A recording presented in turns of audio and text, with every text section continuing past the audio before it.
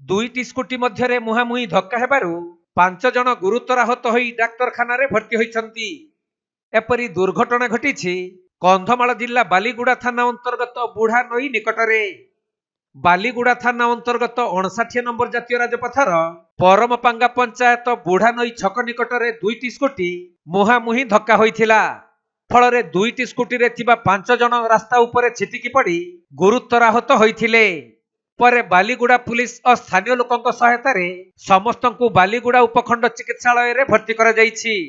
हेले 5 जनक मध्यरु 4 जनक अवस्था अति संकटापन्न थिबा सूचना मिलिछि। सेपटे गोटे स्कूटी रे थिबा 3 जनक मध्यरु दारिंगीबाड़ी ब्लॉक अंतर्गत सिमनबाड़ी अंचलर रमेश प्रधान और जय दिगाल बोली जना पड़िथिबा बेले अन्य 3 जन कोटगड़ थाना अंचलर बोली जना पड़िछि। तेणु पुलिस दुर्घटनाग्रस्त दुईटी स्कूटी को जबत करी एहार अधिक तदंत जारी रखिछंती।